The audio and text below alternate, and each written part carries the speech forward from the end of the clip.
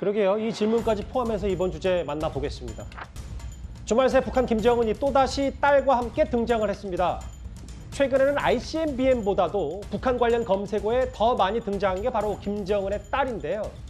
그런데 첫 등장 때와 달리 김정은의 둘째 딸은 스타일도 수식어도 달라졌습니다.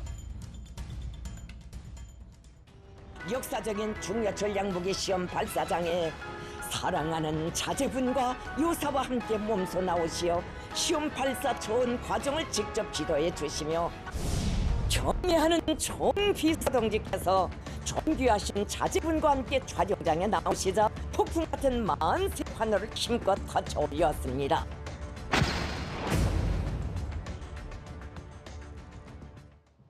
외모가 많이 닮았기 때문에 더 많은 평가들이 나오는 것 같은데 알려지기로는 2013년생이니까 10살 정도 된다. 네. 고영환 박사님.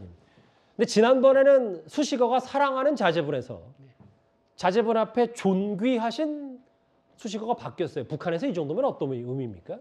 그 비교를 해보면 김정일 국방위원장이 후계자로 됐을 때, 후계자로 되기 전에 당 간부들 속에서 아주 존경해서 부르는 말이 자제분. 그러니까 수령님 자제분이시다. 수령님 후계자분이시다. 이게 최고 존칭이었거든요. 예. 근데 지금은 사랑하는 자제분까지는 이해가 가는데 존귀하신 자제분은 제가 북한을 이제까지 많이 들여다보고 있지만 북한 사람들도 놀랄 것 같고 어허. 저도 많이 놀랐고 저 같은 동료들도 야, 저 정도 표현이면 전 황제의 딸 정도 아니냐. 저건 왕국에서 쓰는 말도 아니고 황제국에서 쓰는 말 같다. 뭐 이런 말들을 하고 아무리 있는데 백두혈통이라도 북한에서 존귀하다는 건 잘 안 쓰나 보죠. 존귀하다는 표현은 처음 쓰는 말입니다. 북한 역사상 자제분에다가 존귀하신 자제분이라는 말을 쓴 건 이번에 처음입니다. 아하. 그러니까 그 형용사를 쓸 때 예를 들어 앞에 수식어를 할 때 최고의 극존칭과 예우를 갖춘 표현을 조선중앙통신이 쓴 거네요. 그러면. 네. 근데 사실 저는 이 수식어도 수식어지만 화면에 보면 이번에는 뭔가 그 엄마인 리설주를 조금 따라한 겉모습이 완전히 달라졌어요. 저기 보면 예. 저렇게 모피코트 입고 왼쪽이 이설주고 오른쪽이 이제 딸인 김주혜인데 이거 설명 제대로 안 하면 헷갈리시는 분들도 종종 있더라고요. 그만큼 뭔가 어머니 이설주를 따라하려 한 거 아니냐. 이건 어떻게 받아들이세요? 그러니까 첫 번째는 아이 같은 모습으로 9살, 10살짜리 아동 모습으로 나왔는데 거의 영부인 모습같이 하고 나왔어요, 사실은. 그런데 저는 이 배경에 어떤 것이 있다고 생각하는가 하면 미사일 쏠 때 여기서도 구글 검색량이 괴물 미사일보다 김주의 검색량이 더 많이 나타났다고 그랬잖아요. 북한에서도 제가 저런 표현을 쓴 것을 추측해 보건대 굉장한 반향을 불러일으켰다고 봐요. 예. 딸이 정말 원수님 닮았다. 여사 닮았다. 북한 내부에서 이거 다 볼 거 아닙니까? 예, 다 봤을 거고. 그러니까 아마 이게 와이프를 데리고 동행하는 것보다 딸 데리고 동행하는 거 나오니까 이게 더 인민들이 반응이 더 좋네. 그러니까 이틀째 연속 데리고 나오면서 그 모습도 어른 모습으로 나온 것 같고, 그러니까 김정은 위원장이 부인보다는 딸을 데리고 나오니까 뭐 자애로운 어버이상도 나오고 뭐 여러 가지 의미 어쨌든 그것을 하면서 인민들 속에 어쨌든 폭풍 같은 반응이 일어나니까 이게 만족하다. 이거 그러니까 아주 모습도 어머니 옷처럼 머리도 어머니 머리처럼 해가지고 나온 것이 아니냐 이런 생각이 들더라고요. 그러니까 지난번에 대륙간 탄도미사일 발사 현장에 같이 갔잖아요. 네. 근데 이제 사진을 공개했고, 네. 그러면 북한 이제 지도부도 뭔가 북한 민심을 좀 살펴봤더니 뭔가 여론이 좀 좋은데 하고 해서 네. 엄마와 좀 판박인 옷차림도 했고, 네. 그리고 이게 마치 뭐 배우자, 뭐 다정한 남편보다도 딸바보 이미지가 북한 주민들에게 먹힌다라고 판단했을 수 있다. 더 많이 더 잘 먹힌다는 판단을 한 것 같고, 그러다 나니까 저 존귀하시다는 저런 정말 듣도 보도 못한 말까지 나오는 그런 거로 됐다고 보는데, 어쨌든 여러 가지 의미에서 김주의 등장이 북한 사람들 말밥에 오르내린 것 같습니다. 인구의 회자가 되고 있다. 네, 회자되고 있고. 존귀하다라는 표현이 처음 들어보셨군요, 고 박사님도. 그런데 저는 이게 좀 궁금해요. 우리 정보 당국이 파악하고 있기로는 김정은과 리설주 스라에는 보시는 것처럼 아들 하나 딸 둘 정도로 추정이 되는데 둘째 딸만 계속 나오고 있어요. 그것도 2번이나. 그럼 대략 2010년생 이후, 그러니까 이 딸이 2013년생이라면 2010년생이니까 13살 정도 되는 첫째 아들이 있을 텐데. 그럼 북한은 또 폐쇄적인 국가니까 뭔가 장자 산속도 많을 거고. 예. 정말 첫째 아들은 유학 중이니까 안 나오는 겁니까? 아니면 진짜 후계자가 둘째 김주애인 겁니까? 저게 어떤 메시지를 주는 것 같은가 하면 만약 아들이 같이 나왔으면 사람들이 관심이 김정은보다는 그 아들에게 쏠렸을 겁니다. 예. 그러니까 저 사람이 이제는 4세대 지도자다.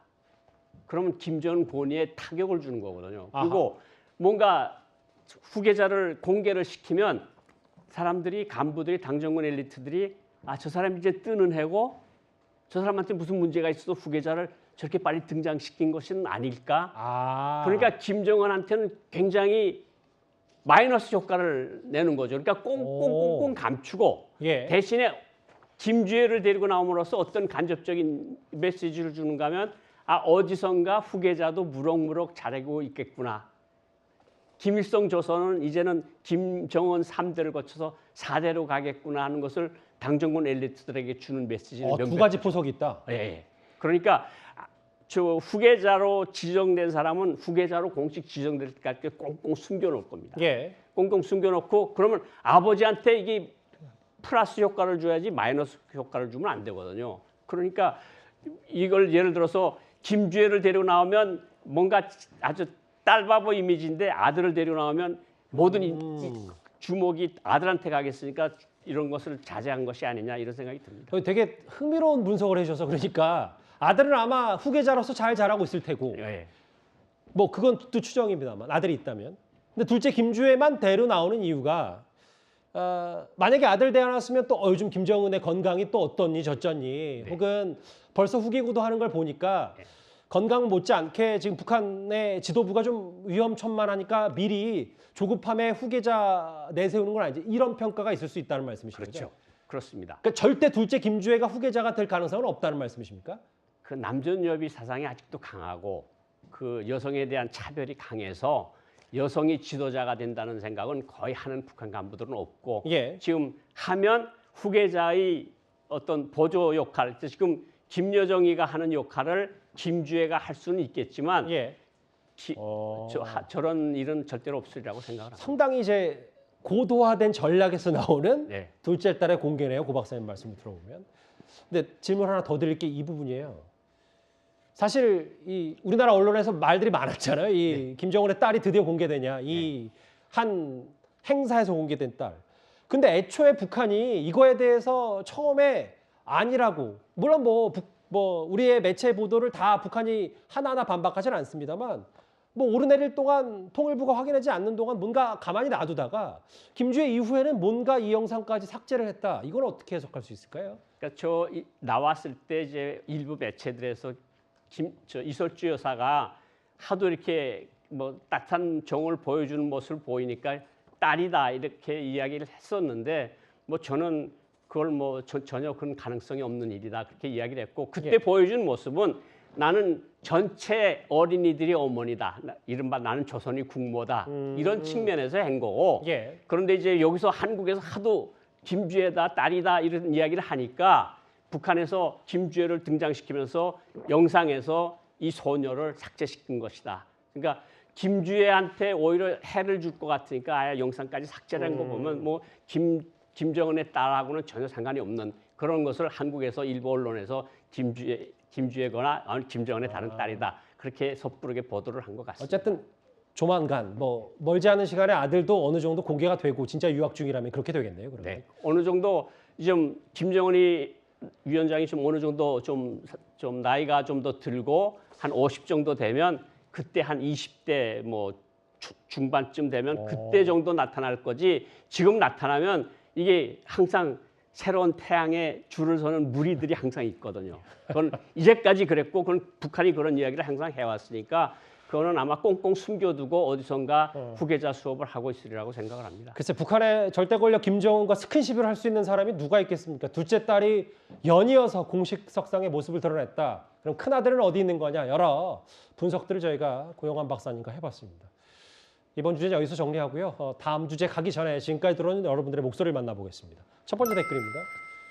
더 탐사인지 더 참사인지라고 비판하셨습니다. 예.